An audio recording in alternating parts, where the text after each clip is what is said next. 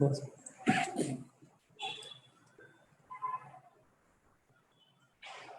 are live. Thank you.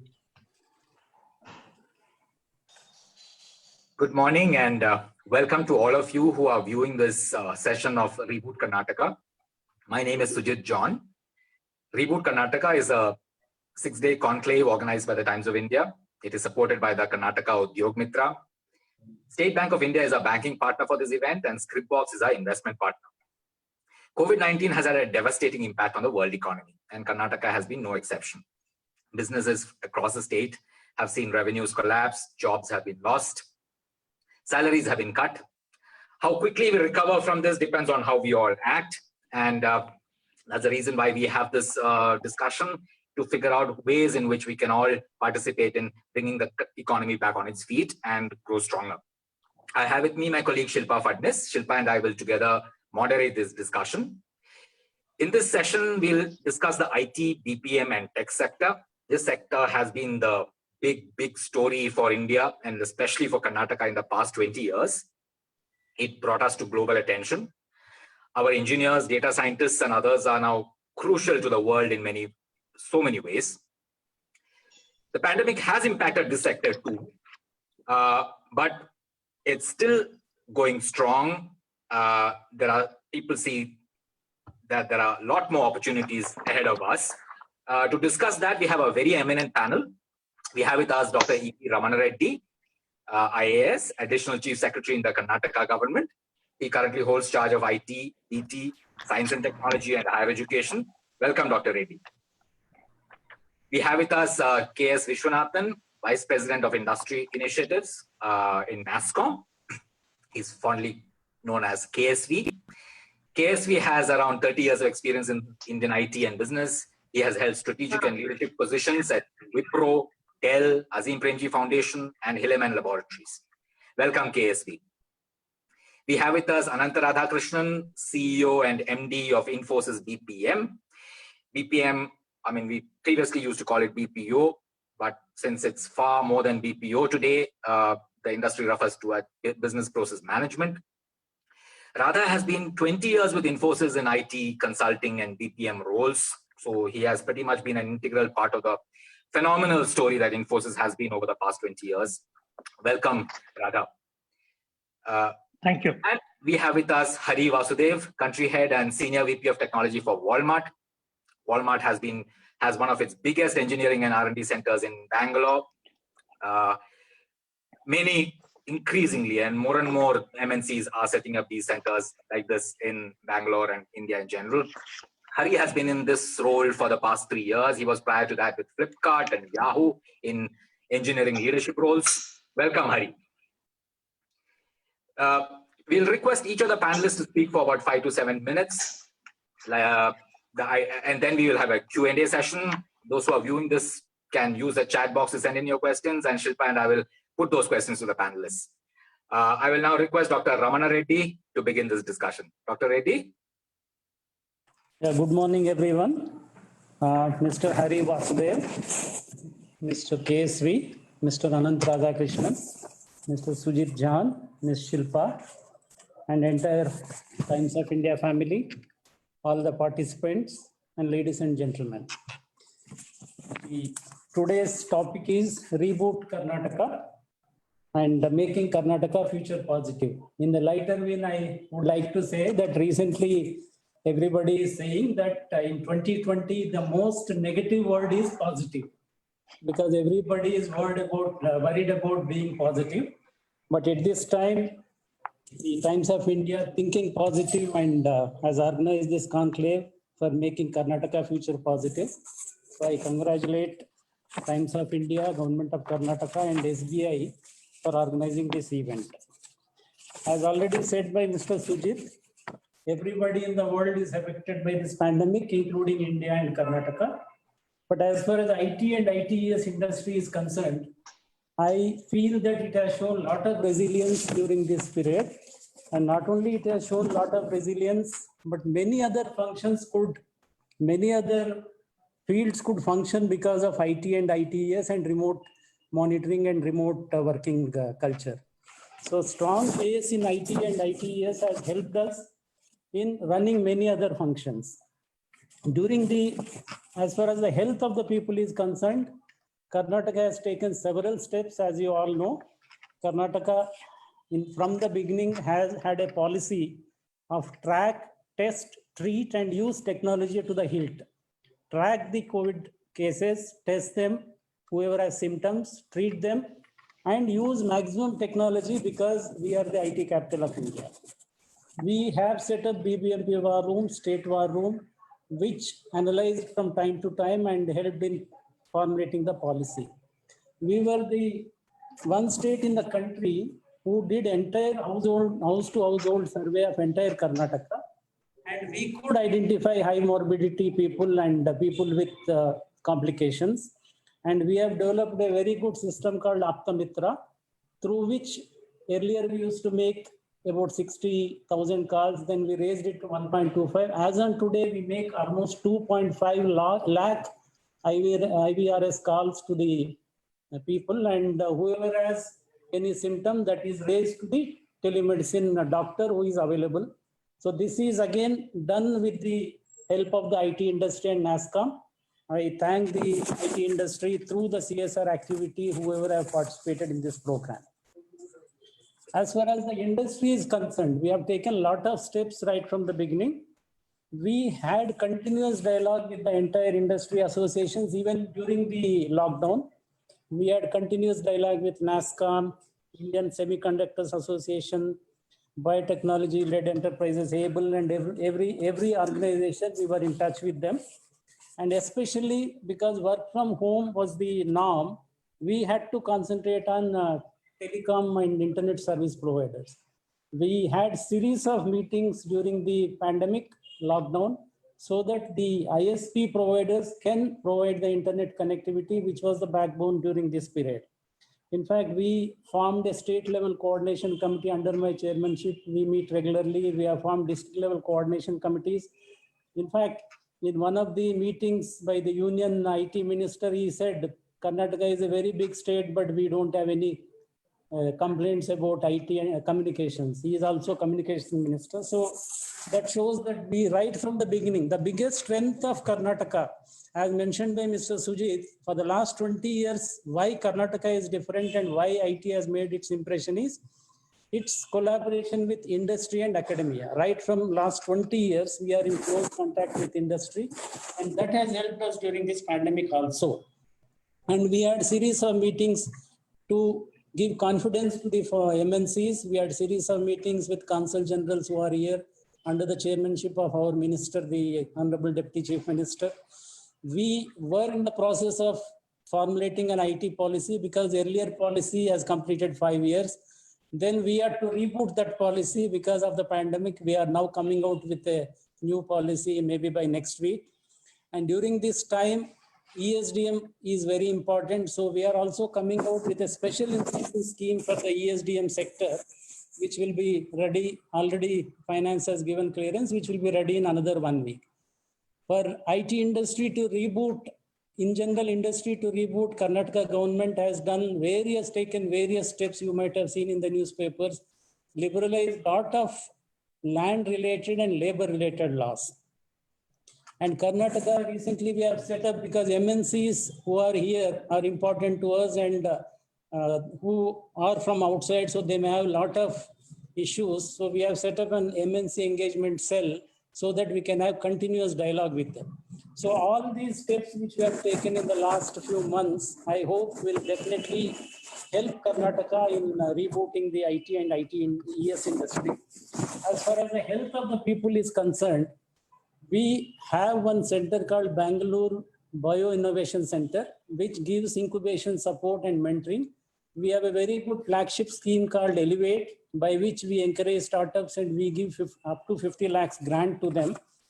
You might have seen in the recent newspapers that in the last 1 month, we had 2-3 months back, we had a challenge for making some products suitable for this environment, pandemic environment. We have launched about 15, startups have launched about 15 products from BBC, Bangalore Bio Innovation Center, to name a few. For example, one product which is launched is automated RNA isolation kit, then one COVID-19 sterilization kit, then COVID test kits, so that the fee, whatever we charge for the kit will come down. Remote fetal monitoring device, then AI-based device for detection of virus through an X-ray. We have developed antimicrobial face wash, then centralized monitoring system for ECG and other parameters. Then people have come out with immune booster tea, chewable tablet containing vitamins and curcumin, immunity booster chapati, so daily drops, vegetable sanitizer. Even one company has come out with a product where instead of big UV purifier, you can put a miniatured version of UV purifier to the tap so that the water will be sanitized. And somebody has developed one antimicrobial HVAC model. If you put it into the HVAC system, the circulating air will be sanitized. So almost 15 products we have launched in the last 1 month. So to conclude, what I will say is, Karnataka has a very good relationship for the last 20 years with the industry and academia. Government is always in touch with them. Whatever is required, we have done the needful, and a lot more needs to be done. And I am gratified that the industry, academia, and media have come together to launch this program, 6-day conclave. And before conclude, normally I will invite everybody to our flagship event, Bangalore Tech Summit 2020, which will be held from 19th to 21st November 2020. This year only change will be virtual, because we are not sure what will be the situation in November. So we want to make it fully virtual. So let us be positive and let us be in preparedness for whatever untoward thing comes. But we are geared up to it, and I thank industry and Times of India for organizing this event. Thank you, all the best. Thank you so much, Dr. Reddy. There's some problem with your line, I think. Well, hopefully, yeah. Just see if you can read that. Towards the end, when you were speaking, there's some other noise that started coming. But I mean, most of it was fine. Absolutely. So fantastic. I mean, yes, I think everybody on this panel will also acknowledge Karnataka has been one of the most progressive from the government side, the kind of policies that you took proactively for IT, semiconductors, now for e-mobility and all of that. It's fantastic. And right, I'm surprised. I mean, you actually set up an MNC engagement cell, a state level coordination committee to work with the ISPs and all that. I was not even aware of this. No, it just shows how much proactive Karnataka has been in any of these respects. KSV, I want to bring you in here. I mean, I'm sure you will you have been appreciating the kind of things the government has done. But tell us now, I mean, in this environment, how's the environment for the sector? You've been in the sector for many years, like as NASSCOM industry initiatives head, you've seen so much. What more can be done? How's the situation now? What more can be done? What do you expect from the government if there is anything at all? KSV.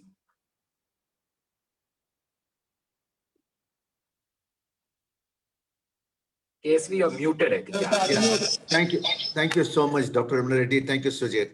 You know, just roll back this day, possibly 4 months back, 5 months back on March 20th, we were thinking this entire pandemic will come and pass. When it reality hit us on March 22nd, government of Karnataka announced the thing, we are not too sure what needs to be done. You know, without any taking credit of, it was Dr. Ramana Reddy and his department stood like a complete supporting pillar for the entire IT industry in Karnataka, right? They suggested, they consulted the industry a lot to see what could be done. I remember I used to tell Dr. Ramana Reddy myself, sir, why are you coming to office at the peak of pandemic on Fridays and Saturdays and Sundays, etc. They were all there to ensure that industry continuously runs across. Completely went through well. The second good thing which happened in state of the government of Karnataka, when they wanted help, they asked, and they said, hey, look, for example, Dr. Ramana Reddy talked about Apta Mitra. Some of the architects of Apta Mitra are also in this call. So when we asked for this help, this is what call center support required. Believe me, the industry came and said, what else do you want? That's the way it started. Likewise, when the industry said to track and trace the application, We'll create a pandemic solution with about 11 people industry joined together to create a track and trace application in terms of how to mitigate the whole thing. Again, through the IT department, the entire thing got opened up completely. So this government, as Dr. Ramana said, in the last 20 years, has been, in any case, industry-friendly government. Whether the regime may change, the secretaries may change, but the philosophy has been completely industry-centric. So I said in March 22nd, it was hopeful that things will possibly dove in equipment. April, May, the reality was real. April, May, the reality was real. Again, when I look back, June, July, things are again looking optimistically cautious. And from a total workforce, close to about, because of health reason and the livelihood reason, the number of workforce in the actually working from office is not more than 5%. 95% of workforce is working from home. That means enablement of infrastructure that's required was completely enabled in the first 90 days so that government is there. Why I'm saying this is the brand Bangalore was taking a beating before COVID. Brand Bangalore has resurrected well once again, saying that the savior for the entire universe in terms of businesses working from home got stabilized. But having said that, here is a time to reposition brand Bangalore completely different to the community. That is important. It's an opportunity time. So we in the past have taken, Dr. Ramana Reddy, as you rightly said, 20 years, we were comparing ourselves with Silicon Valley for India. Silicon Valley, if you look at compare, Bangalore is much more than the Silicon Valley. There is not only a startup community, there is a multinational community, the GCC community. Bangalore is a nerve center for ER&D in the country. Bangalore is a nerve center for BPM in the country. Even in Silicon Valley, you will not find all these industries together as one conglomerate.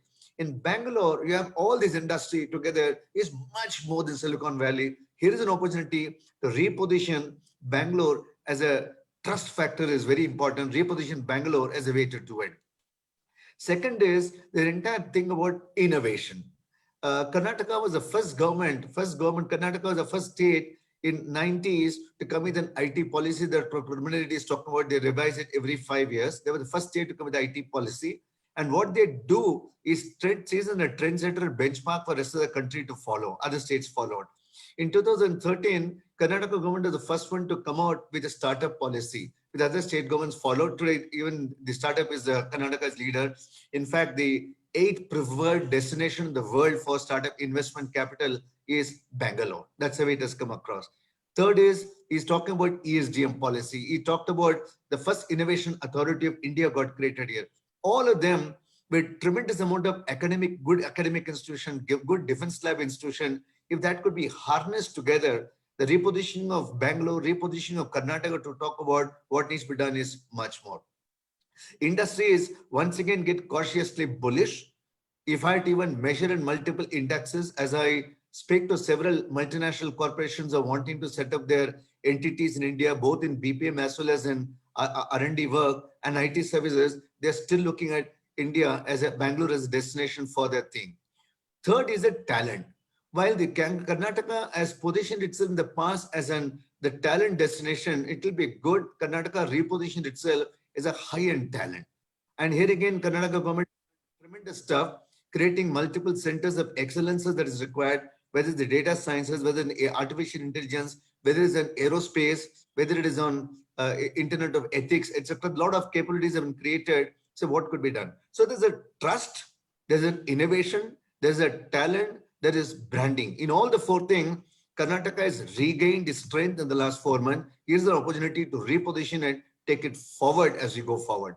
So one goal line I would love to give is, in the past we used to measure end of the year, what is the percentage of Karnataka share in the global, in the Indian IT economy.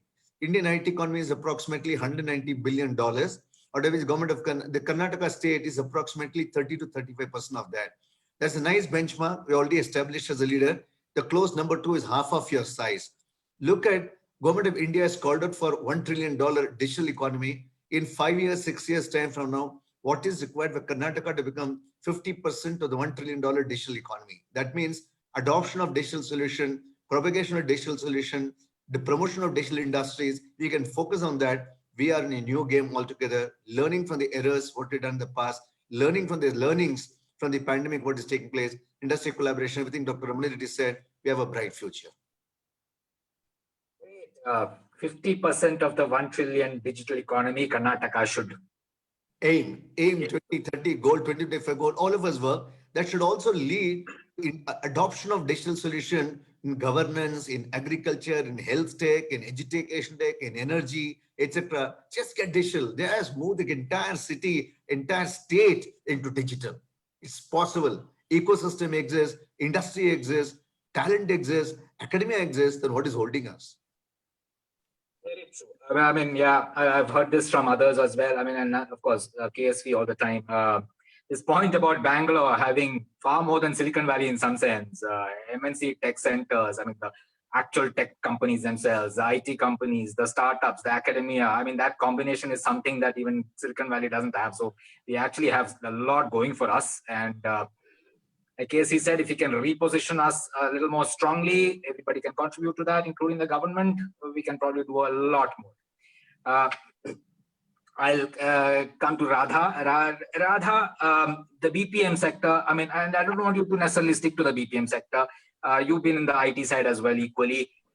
We have come a far, far distance from the, I mean, in some minds, in many minds among Indians, BPM is still seen as those call centers. I mean, Chetan Bhagat's book on One Night at the Call Center is still there. I think, I mean, so many of us recognize that it's gone so much further than all that now. So give us a sense, the kind of transformation and what more can Karnataka now do to strengthen this segment and the IT segment. Radha.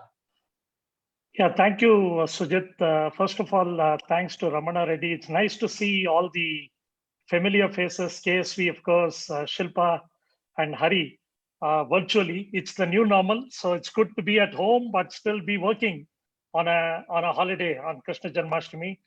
As the typical Kannadiga saying would go, Ellarigu Namaskara. Thank you for joining us virtually. And let me sort of reflect back on the last few months first, and then I'll answer your question on how the BPM industry has significantly transformed. We have moved into the next horizon, but we need to position ourselves well, as KSV said, with the support of the government. 4 months ago, we were struggling with, getting employees to work, shift operations, transport. Bengaluru always had this long commute times. One of the big things which has happened in the new normal is that we can get those 3-4 hours of additional productivity rather than get into the commute, because I'm talking about looking at opportunity from adversity. Okay. We have a young workforce in the BPM industry and in IT. And this young workforce, obviously, the productivity of this young workforce is very important for the welfare of our country, for the welfare of our nation.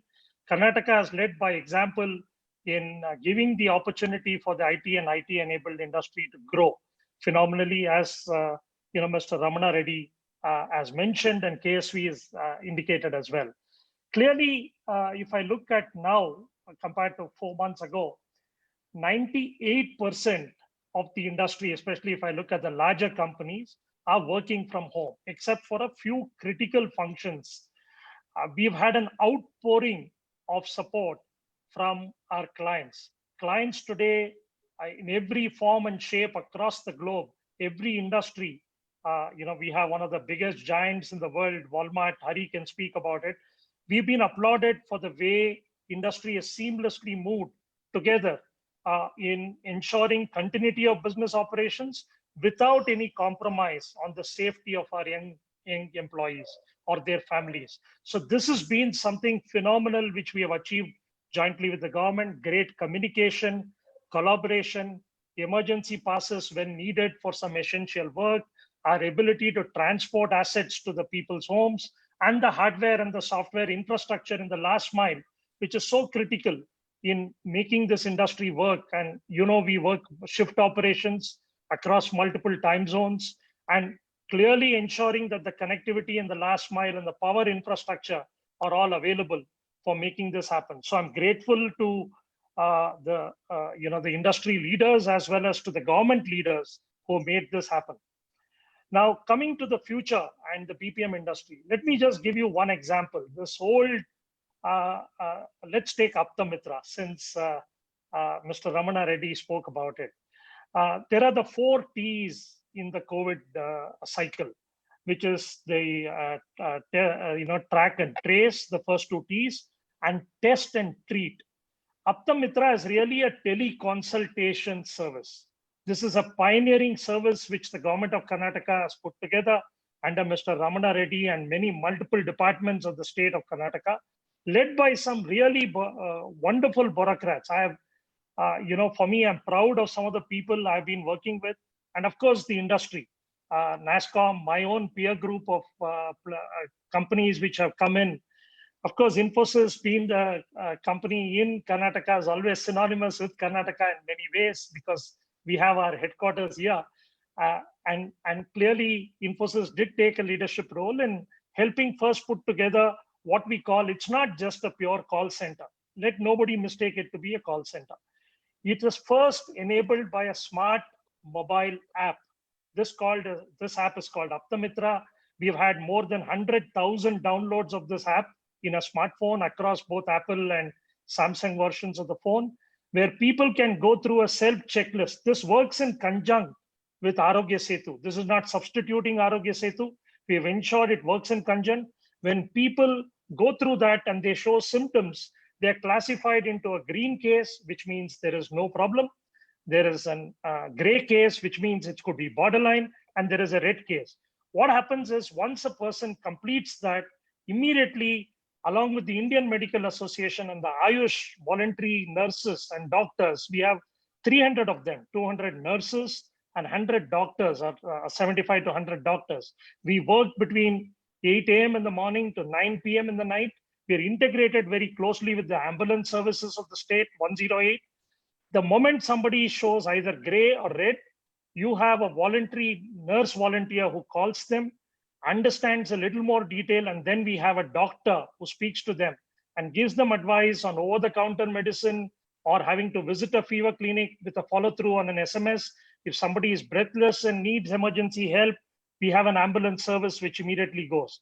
This is the power of what I call technology and humanware coming together.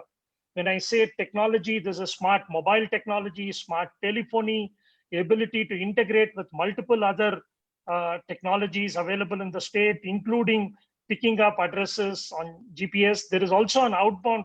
On an average, we get about 6,000 to 10,000 calls, which are inbound calls from customers. We get something like 2,000 to 3,000 people filling up this form on the smart app, because that's more private. You don't have to talk to anyone. The ability to ensure your data remains private because it's housed in secure data centers of the government provided by third parties. It's clearly secured in a way where the information is used only by the people who need to use it and get the benefit of it. So that's one big application of technology. The other one I can think of is really look at income tax and how income tax has changed over the many years. 65% of our returns used to be manual. Today, 99% of 6.8 crore people file returns. And these returns are put through the central processing center is run in Bangalore, is based in Karnataka. We have 200 chartered accountants, which is what I call as humanware, the best of domain knowledge. In this case, in the Apta Mitra case, Ayush doctors and Ayush volunteers, and the best of chartered accountants in the case of income tax department, working with the best of technology, enabling it together and creating improved efficiency, effectiveness, experience for the citizens, and creating a mechanism by which the government can benefit in this specific case, and the citizens can benefit from the power of transparency, from the power of technology, and from the power of the human talent we have. I think in the go forward, I'm very bullish. As KSV said, from adversity comes opportunity. As I was explaining, we have saved 3-4 hours of commute time. Our productivities have gone up. As an industry, clients are applauding us. We are using more of digital technology and AI in the work we do for our clients. And obviously, the government of Karnataka is supporting us in this journey. The element I want to spend one more minute on before I hand over back to you, Sujit, is really this element of what I call as humanware. Now, humanware is about talent and is about behaviors, is about business domain, is about empathy. When I say behaviors, I mean empathy. Our ability to have people who can communicate assertively, can consult with the best across the world and use technology in a powerful way. I think we can do a lot more within the state together with the support of the government, because I was just going through some statistics. We have nearly about 6 million graduates, non-engineering, who come out across India. A large chunk of it comes out of Karnataka. We can do a lot more to make them floor ready, especially with this virtual mechanisms. We can ensure that they get reskilled digitally and come into the industry without the industry having to spend a little more time in training them and bringing them up to speed. I think working together with the government, the industry can, and with the educational institutions and the leadership, can really do a lot more in developing the humanware to a point which is floor ready for the BPM industry or the IT industry. And clearly this is BPM, which is very different than the past. This is the best of technology being brought into play on the floors in BPM with the best of domain and the best of behaviors in terms of consultative skills, assertiveness, and empathy coming together to create a phenomenal value proposition to improve efficiency, effectiveness, and experience. So I think this is great opportunity for us to work together to make Karnataka the destination of choice across the world for both IT and BPM. Thank you so much, Radha. Your income tax app, of course, we use it every year without fail. And yes, like you said, it's made so much of a change to all of us. And your main point was humanware. I mean, that's what in some sense we would like the government and all of us to focus on, so that we can do so much more than what you already done. Hari, I'll come to you now. Centers like yours, I mean, that has been a big story over the last 10, 15 years. A number of such companies, Walmart is doing some of its biggest engineering and R&D work out of the Bangalore center. It's what is enabling you to go a lot more digital. Walmart started off as a completely offline player, but today you are as much a very strong competitor to the strongest online players. And a lot of the work has happened out of centers like your center here. We've done stories on that, and it's been a great story. More and more of such centers are coming up in the city and the country, and it's great to see that that India has so much talent. What more can we do now, and what is the other expectations that you have from the government and society? First of all, thank you, Sujit and Shilpa, for having me, and thank you, Dr. Reddy, KSV, and Radha. I think it's a very interesting discussion, and I'm really privileged to be part of this panel.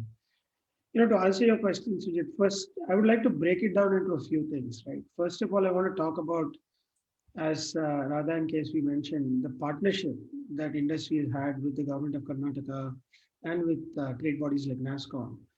Just a couple of examples of what the government has done, since COVID, right? I think the STPI in Bangalore enabled work from home even before the lockdown started for COVID-19. And to help startups, for example, during the COVID-19 period, the government was among the first to waive off rentals for startups operating out of STPI for a period of several months, to ensure that the impact to industry, particularly startups and up-and-coming companies, is cushioned, right, so that they can continue to make progress. So I think overall, the government has always been very supportive. There have been multiple examples, whether you talk about last mile connectivity, whether you talk about other support that the government has provided for MNCs like ourselves to be able to grow and thrive in Bangalore and in Karnataka. And that has always continued. But equally, another aspect that is not talked about often is how, because of the government policies, because of NASSCOM, Bangalore has managed to become a talent magnet, right? So I'll give an example. Just late last week, I was, I did a panel with about 190 new campus grads that we hired, right? In the midst of COVID, we onboarded them virtually, thanks to all the support and being able to work from home. And these are students from all across the country, including colleges, like like IISc, RVC, PESIT, other universities, right? Now they all come to Bangalore because they know this is the place where they can make a career, right? They know that this is the place where they can create global impact. And that brings me to the next point. Because of the policy of this government, because of the partnership that they have forged with industry and with associations like NASSCOM, we have created a fantastic ecosystem, right? And to your point, what Walmart has done in the last 3 or 4 years, first of all, we have almost 4,000 people here now, and all of them very high-end engineers, people who are working, as you are aware of, in data sciences, product development, user experience, product management.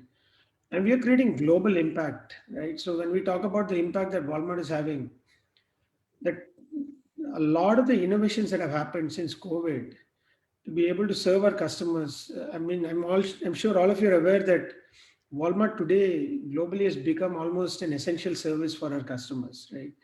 Because no one wants to leave their house. They want to order online. They want to be able to have it be delivered to their home, or they want to be able to go to the store, but not go inside the store, just have it be dropped off at the curbside. These are all innovations that our teams in Bangalore have rolled off. So I'm very proud to say that from Bangalore, sitting in our homes, we have been able to create a global impact on customers worldwide, right? And that's really because of the support and the policies that the government of Karnataka has put in place.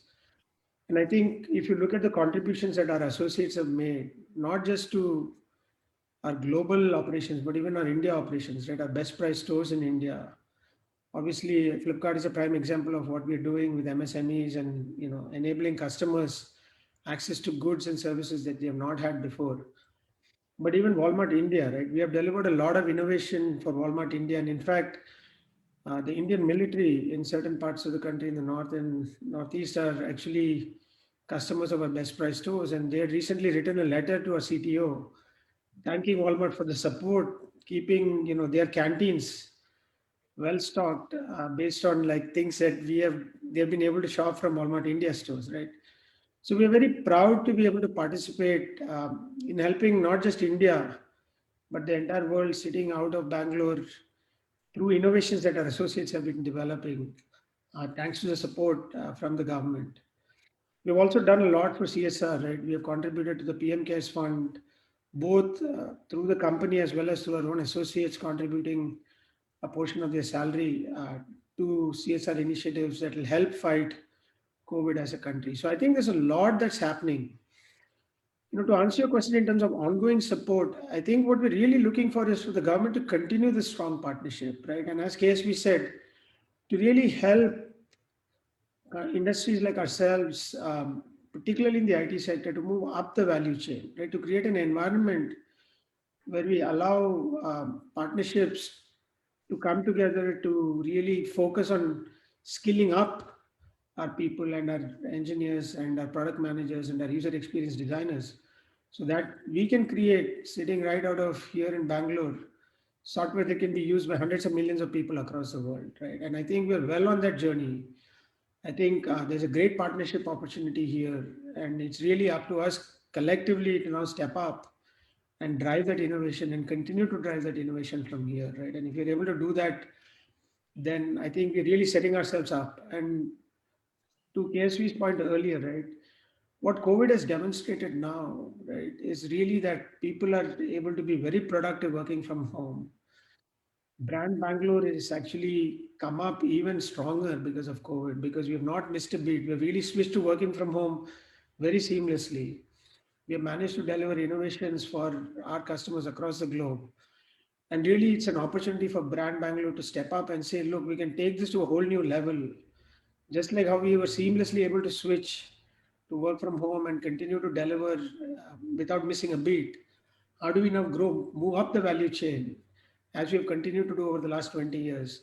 Can we do even better in the next 20 years to create amazing global impact? Right? If you're able to do that, then I think, people say that every crisis is also an opportunity, right? Never waste a crisis is a very common thing. And I think we have to really demonstrate that we are up to the challenge and that we will really step up and not let this crisis go waste. I think if we're able to do that, then we will really come out much stronger, and not just brand Bangalore, but brand India will come out much stronger as a result. Absolutely. I mean, I think the world will need a lot more technology in the coming times, I'm sure. I mean, everybody, I mean, whoever was more digital could transition far more easily than anybody else. So I guess that's a message to all those who have not digitalized yet. And that I assume is a huge opportunity for Bangalore.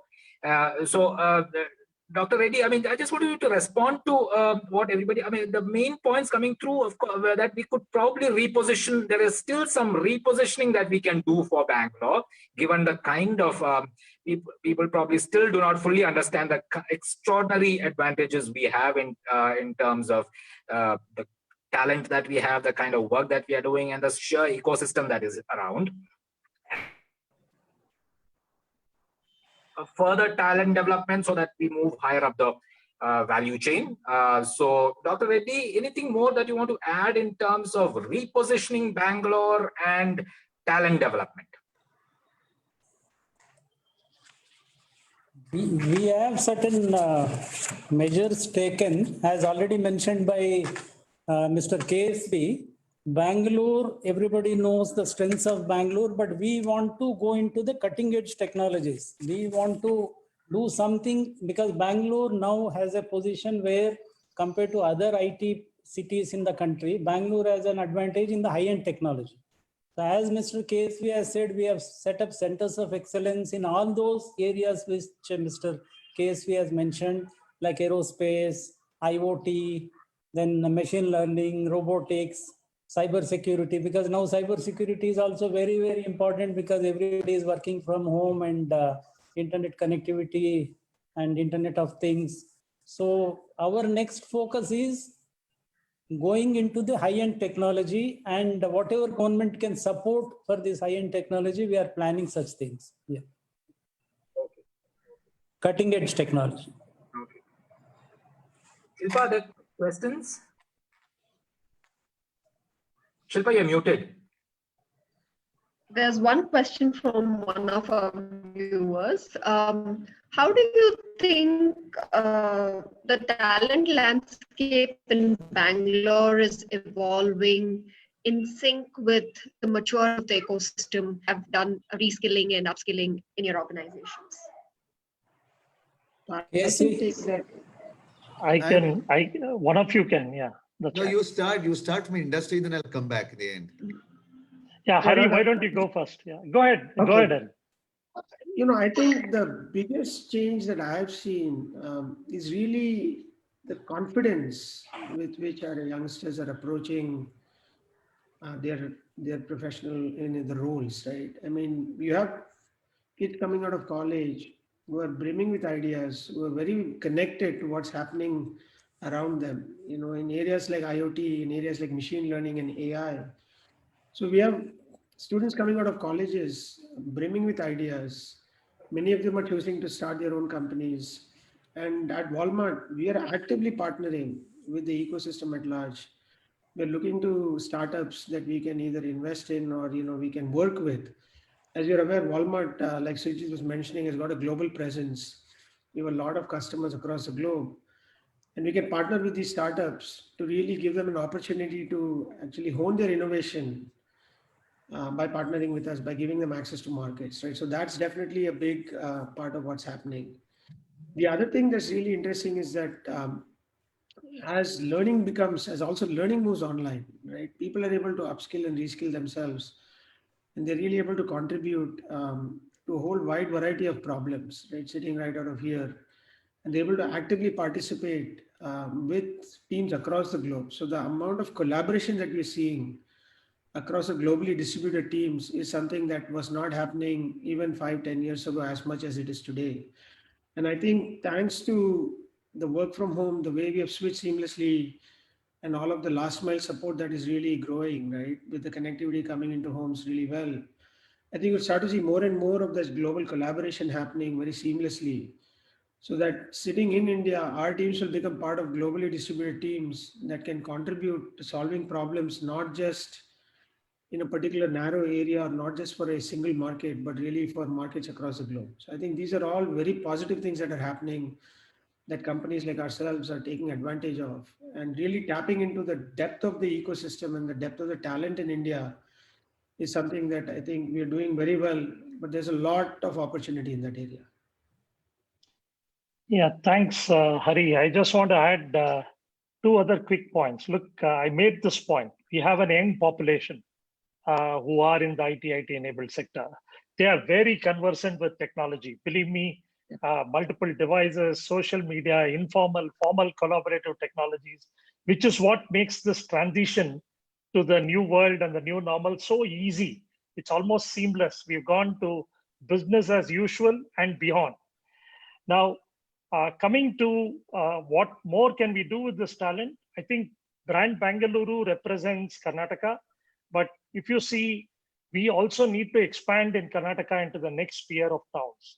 We have Infosys, as you know, has already put up centers in Mysuru, which is our global leadership institute and learning institute, and then Mangalore. We have to develop more of these, especially in the new normal, instead of bringing people into Bangalore and creating a lot more urban infrastructure issues. We need to figure out a way in which roads, airports, broadband connectivity, talent, especially in terms of communication. What I really find is when you find people coming in from the rural interiors of Karnataka, the confidence is so high, they're brimming with entrepreneurship, but communication sometimes becomes a challenge with especially with exception-based management now, and most of the transaction getting eliminated with automation. So two aspects. One, can we improve the behavioral skills much more, especially the new education policy emphasizes a lot more on application of knowledge. And BPM industry enables application of technology to digitize a process. So can we do that application of knowledge and behaviors to support that application of knowledge in a way which can further brand Karnataka, along with brand Bangalore being the shining beacon, but also have a whole bunch of tier 1 cities or tier 2 cities which can sprout up on talent. Okay. KSV, you want to add? Mr. Sujit, I Dr. want to add Ramana has one asked a point. point. Yeah, Mr. Radhakrishnan, what he said about beyond Bangalore. So as I said, I told you earlier that we are coming out with an IT policy, but because of the pandemic, we are rebooting that policy. There, what we are concentrating is that we are concentrating beyond Bangalore, Mysore, Hubli Dharwad, Belgaum, even Gulbarga. So we will have a lot of incentives in that policy for people going outside Bangalore. That is one thing. And second thing I wanted to mention to Mr. Radhakrishnan is he will be happy to know, because he is the backbone of our Apta Mitra from industry side. Yesterday, there was a call from IT Secretary Orissa asking for details about Apta Mitra. So other states are also looking at Apta Mitra to maybe implement such programs there. So I thank industry once again for putting up that great app in great technology in place. Yeah, thank you. Yeah, Sujit, Thank you, Mr. Ramana Reddy. Yeah, thank you.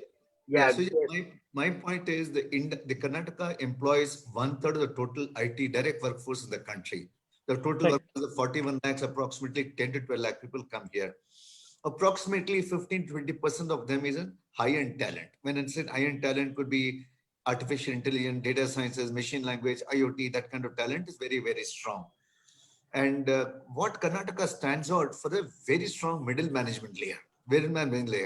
But as our chairman of NASSCOM, Mr. Praveen Rao said, unfortunately or fortunately, the shelf life of talent is only 2.5, 3 years from now. So previously, we used to have a life of a talent lasting for 15 years and 20 years you can survive. The shelf life is only 2.5, 3 years. How much ever you try, I'm not saying lethargy, it's just that system is enabled to make a change in curriculum once in 10 years, once in 20 years sort of system. Whereas demands are changing in 2 years, 2.5 years. How do we do it? So the aspect required is continuous learning. Do the people have an attitude to learn? In my opinion, is very strong. Can that be encouraged? Can be encouraged much stronger. And COVID, as both Radha and Dr. Ramana Reddy said, with location not being the constraint, if the attitude to skill is better, things will completely change. Third is anticipating the likely future skills and putting together as a country, Government of Karnataka level, Government of India level have recognized if anything is going to be a competitive advantage for the country and for the state is going to be the talent, the digital talent, whether the NASSCOM's program of future skills or otherwise individual program, the talent is a chief competitive differentiator, which is what everybody is putting across. And third, the way what we're looking at is not happening immediately in India, but sometime it will happen. People will hire for the job roles and not for the degree what they hold, the competence and skill. If these were to change it, you will find the landscape of talent in Karnataka completely change. This is exactly the direction we're working with Dr. Ramana Reddy to rethink Karnataka, reboot Karnataka in a positive way. And I'm saying very bullish about India and Karnataka in next 5 to 7 years. This you will do through the existing educational institutions. What is the plan? No, it's not a question of through education. The education system will also be strengthened. They're also offering we're also offering the future skills program for people putting across. See, for example, there's a fairly large future prime program which MeitY Government of India signed off to create curriculum and content on 7 new languages, new technology capabilities, where anybody on demand at time on the will picking the skills and bringing their capabilities up. A. B, individual working in a particular corporate would like to go for alternate path, career path, even he or she can go through that program and get themselves equipped with. So a complete transformation is the car. In the world, our competitive advantage is a digital talent, what we will create the next 5 years. This is an important question from Srimati Swami. This is to Dr. Ramana Reddy and KSV. We do need to ensure in the next month the regulations related to DOT and STPI/SEZ regulations are permanently realigned to help this hybrid model of working from home or office without these challenging us. Fortunately, the government very proactively or fairly proactively at that point changed those rules for DOT rules and STPI rules to enable work from home. What is the move towards a more permanent realignment? Who wants to take it? This is to KSV. In fact, KSV knows that we were the first state to have taken up this with the Government of India, Ministry of Telecom. And after that, the work from home, whatever conditions were there were relaxed initially up to May, then up to July. I think now it is up to September or December. December. Yeah, up to December. So whatever needs to be done, we will take it up in consultation with NASSCOM, whatever is required. Yeah. Okay. Yeah, it's right. As Dr. Ramana Reddy said, in one of the earlier meeting which Union Telecom and IT Minister had with the state IT ministers, the DCM of Karnataka government immediately pushed it, got accepted, currently valid to December 31st. As I speak to you, Government of Radha is also part of the discussion. Government of India, he is now constituted a group to study on a long term on the recommendation I had made for making working from home the entire option permanently. Is a group has been constituted, various people from telecom, various industry to study what are the implications, negative and positive, what needs to be done. I'm not saying that the 4 months what they've extended will disappear in no way, no time. So we're working backwards and see what could be done. We're also hopeful that something long lasting will come. TRA has given his recommendation to do away the OSP licenses. Hopefully that gets done, things will be better. But there are challenges, there are security challenges that needs to be addressed. We are working with the government and the industry to see how that could be addressed. Okay. Great. Shilpa? Yeah, we have a question from Avinash. How are we preparing for a long-term transition of working from home for the IT ITES sector? I'll take a shot at it. KSV, you can add. See, look, first of all the ecosystem players, whether it's the government, whether it's the regulatory bodies at the center, at the state, the power companies, the broadband companies, the industry players, all have to come together to accept the fact that there is going to be an hybrid, which is different than the old normal.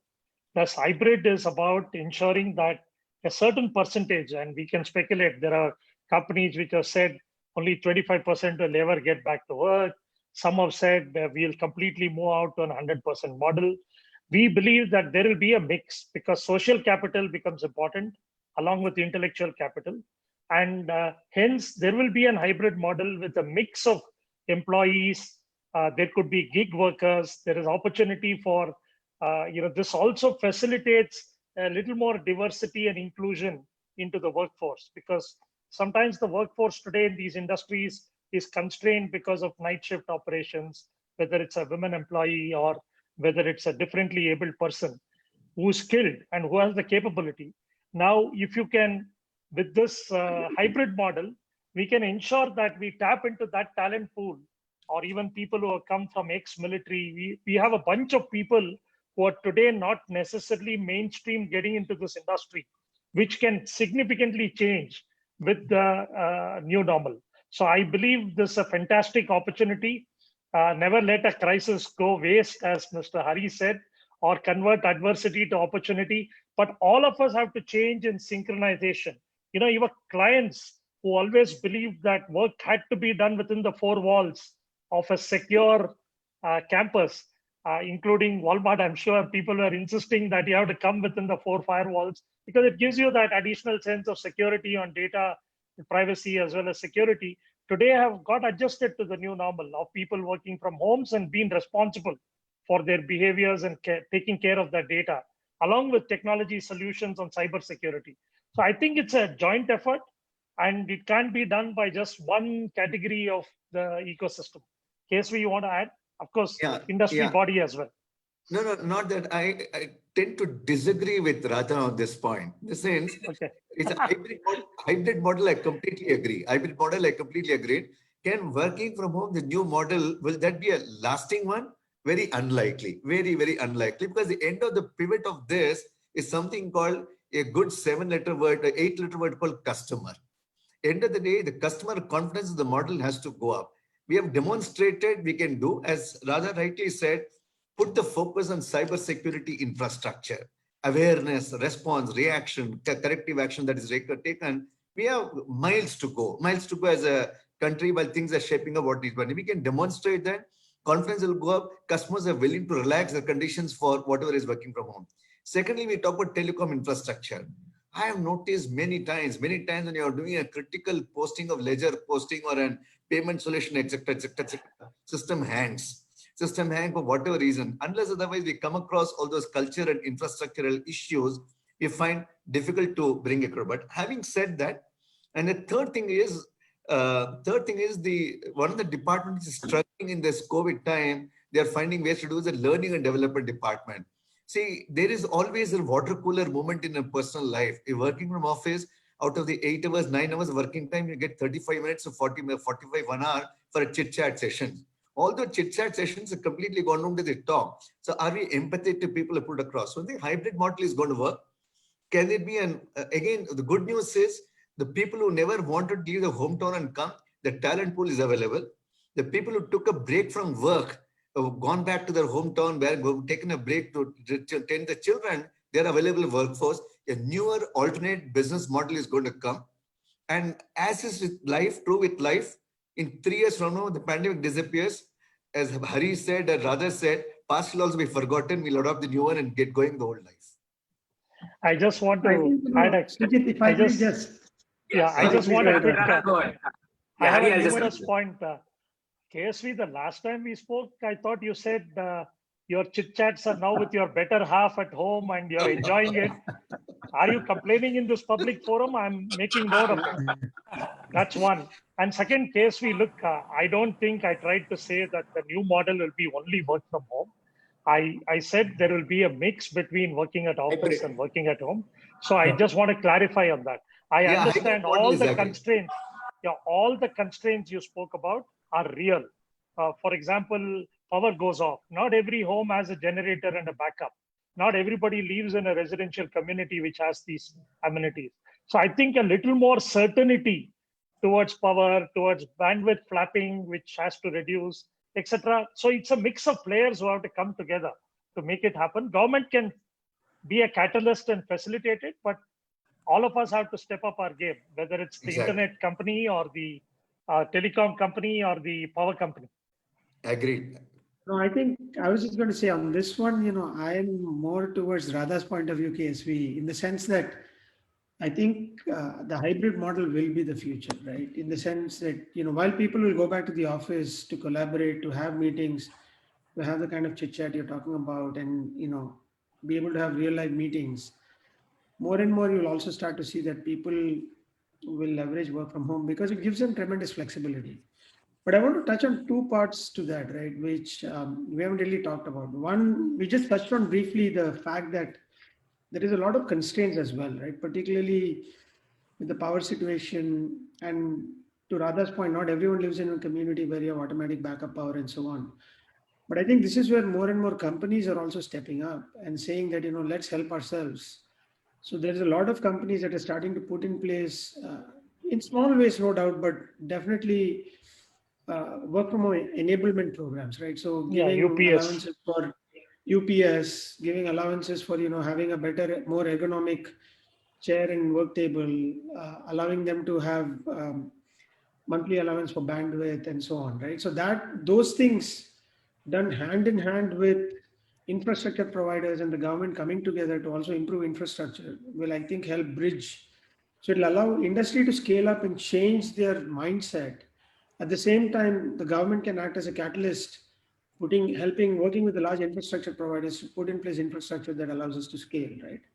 The second and equally important thing, which I think someone touched on when they talked about training and offline education, right? Meaning, how do you do learning when you can't conduct in-work classrooms, right? How do you do learning that is largely remote, largely online? But equally importantly, how do you create an environment where people don't feel compelled to work from 8 in the morning to 10 or 11 in the evening, right? I mean, Radha, I know, has customers all across the globe. We are an MNC that work with, most of our partners in the US. So most of our employees today are complaining that, my work starts at 8:30, 9 in the morning. I barely get time for lunch or dinner. And then, in the evening, I'm sitting in calls.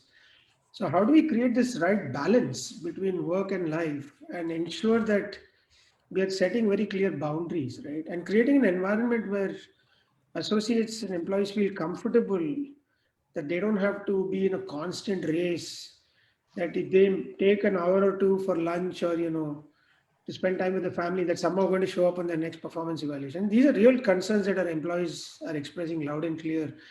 I'm sure the same is true in other companies. And so what we're trying to do is coming together, establishing clear boundaries, establishing clear rules of engagement of what we expect from our associates, letting them know that, look, it's okay for you to achieve the right balance, right? You are getting as much as 2 or 3 hours a day back of productive time because you're not spending that on the roads. Let's put that to use and let's not feel compelled that you have to be in a continuous work cycle from 8 or 9 in the morning to 11 or 12 at night.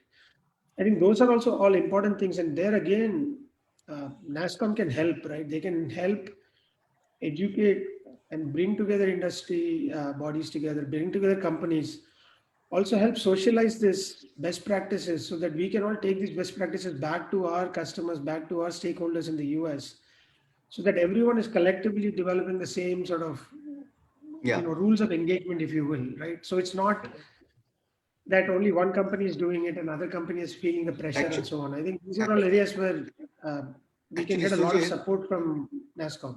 Yeah, actually, Sujit, just to conclude on the point, Hari, thank you. NASSCOM currently is working on this exactly same thing. The two groups have been formed with all executive council members.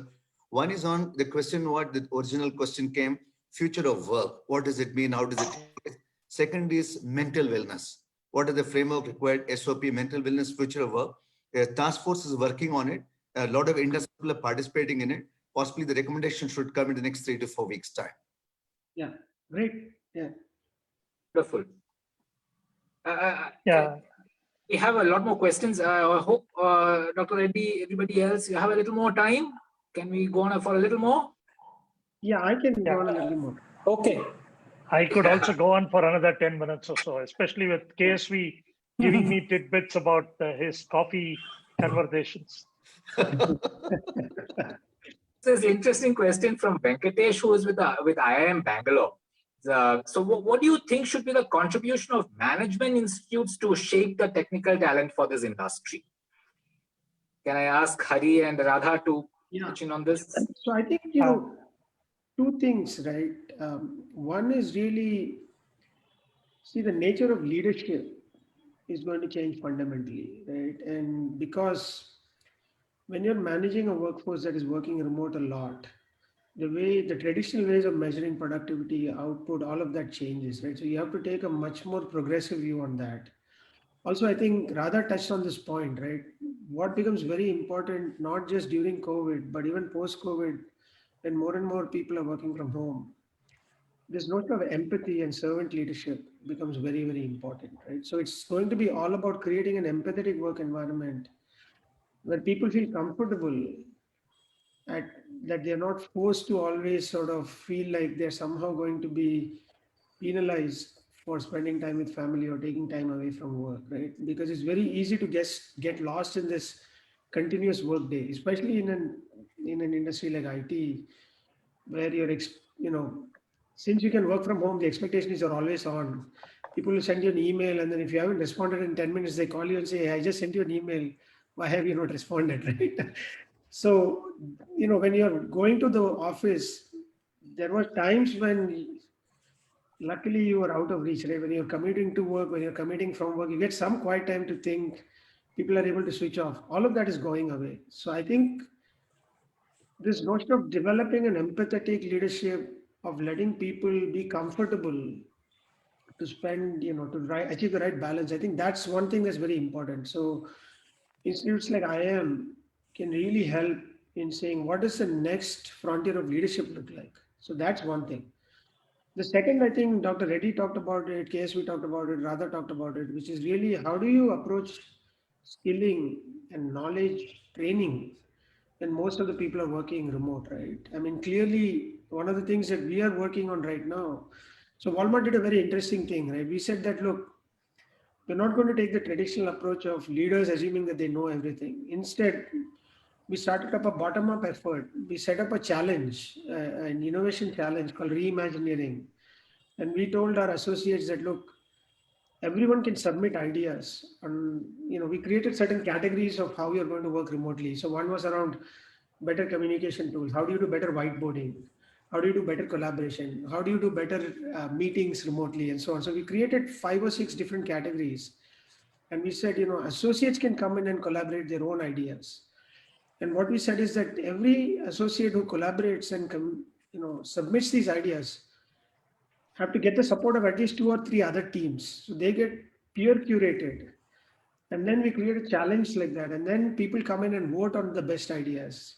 And what we will do is we will fund the best ideas to then start rolling it out across the organization. So it creates a level of inclusivity for associates to feel like they're part of the solution. They're not just highlighting problems, but they actually get to contribute to the solutions, right? So these are some small steps that companies can take, which I think will be very effective in creating a joint sort of approach to problem solving, giving associates skin in the game, getting them to be focused on solutioning rather than just problems, right? And also creating opportunities for engaging with associates in a very different way, treating them as equal partners in co-collaborating for solutions.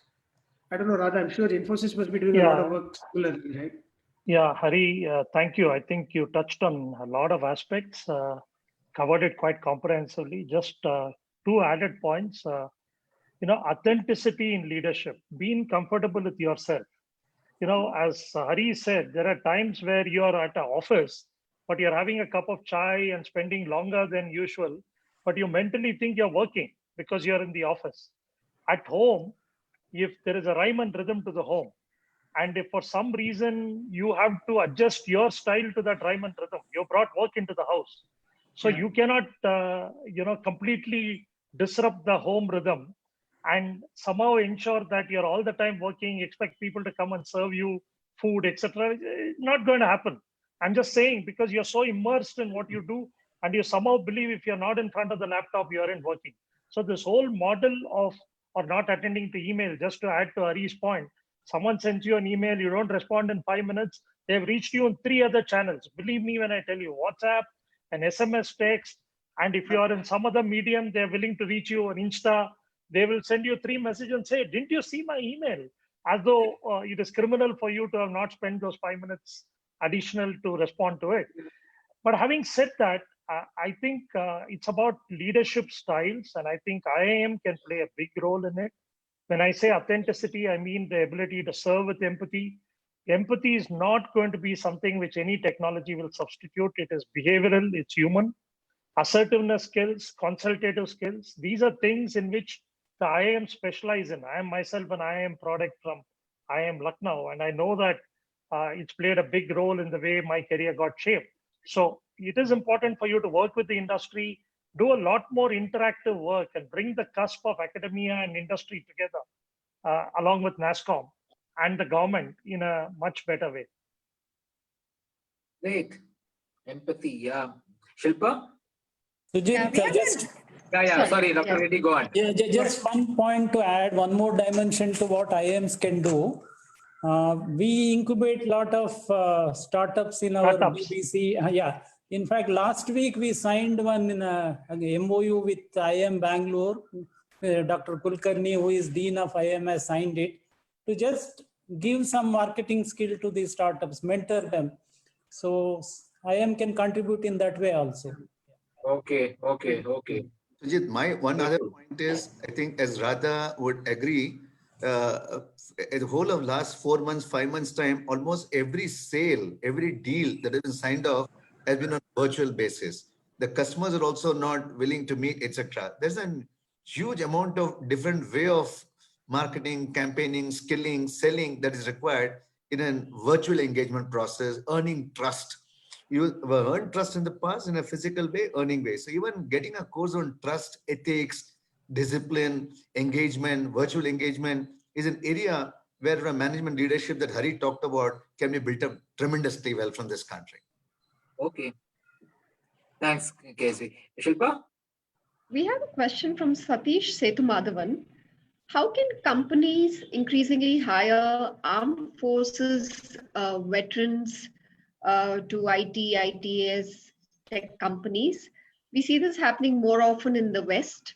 Do you think there are openings for lateral opportunities for armed forces veterans? See, this program which NASSCOM is running with, sorry, Radha. NASSCOM has initiated a program through NASSCOM Foundation. The armed forces people will be happy to connect this question from whoever came from how to do it. There's another leading financial services GCC based in Bangalore and Hyderabad and Chennai now. They have close to about 100 armed forces people working with them. So we met the defense secretary and also the defense personnel.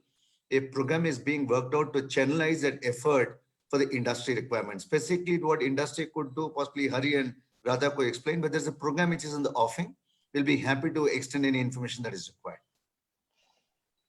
I think the canvas is wide. Thank you, KSV. The canvas is wide. Other than the traditional jobs of being administration head, facility head, things like that, which we have a whole bunch of leaders from the military or from the defense who come back and are playing stellar roles within our company in multiple capacities. Increasingly, even on the domain side, whether it's supply chain, logistics, customer relationship, I can tell you the last strategy review and action plan meeting, we had Captain Raghuram come and speak to us about the military and defense experience of how leadership situations arise and that experience sharing. So I think there are multiple opportunities. We'll have to do this in a, not by a quota-based system. I'm sure you're not asking it in that way, but more a question of doing it meritocratically and weave it in. We can improve as a country on weaving in defense into industry, weaving in academics into industry. There are very few examples of people going into leadership in public service, coming back to industry. Nandan, of course, is a great example. But I'm saying we need more examples of people from defense coming to industry and making a difference, and so on and so forth. So we should expand on it.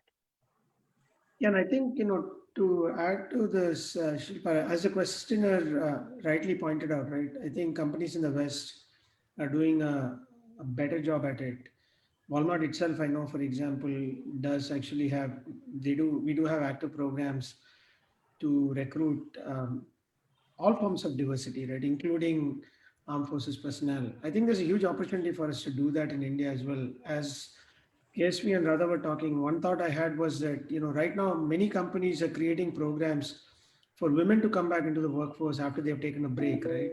So a lot of companies are doing back to work programs where they're taking opportunities to create internships for women because they may have, their skills might have gone out of work because they've been out of the workforce for 4 or 5 years, but they're professionally very qualified and very able. So if you can create an internship for them, they can come in and pick up those critical skills and then, transition into the workforce. Similar opportunities and programs could be created for, folks from the armed forces and so on, where you're taking people like Radha was saying, who have done logistics, supply chain in the army or other similar roles, and bringing them back, providing them an opportunity to slide back into work, right? I think there's a huge opportunity here. Definitely what KSV is talking about is something that, if we get a chance to participate, we'd love to partner with NASSCOM to create those kinds of opportunities. I think some companies like Goldman Sachs and all already have a veterans program, I think. No? Well, Shilpa, we had met. You're muted, Shilpa. Sorry, we had met Wells Fargo, Sujit. We had met Wells Fargo. Yeah. Yeah, some of them have veterans programs. Yeah. Yeah. So one last question, and then we'll probably wrap it up.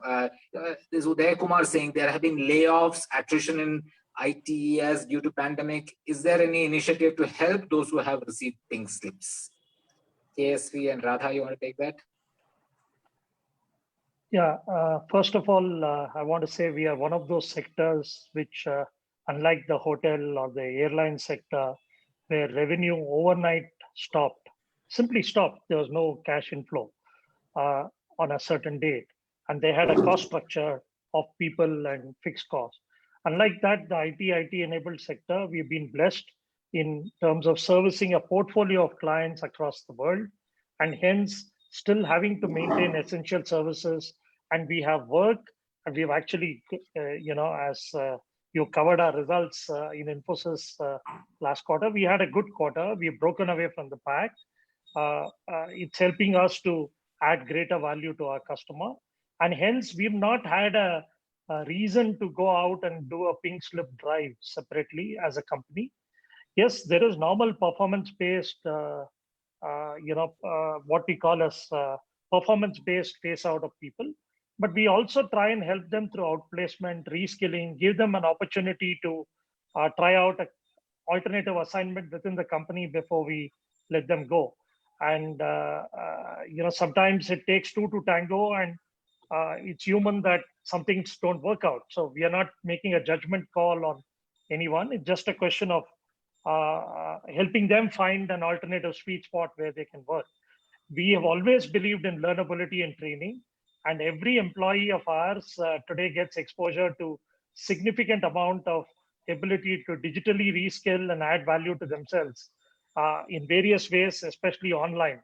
And we have this wonderful online portal called Lex, anytime, anywhere, any device learning portal, which we use. So I think these employees, before they indeed had to move out, would have had a good duration to add on to skills before we did take a call to move them out because of performance reasons. So for me, it's a very low percentage, and the industry is always focused on ensuring we reskill and train people.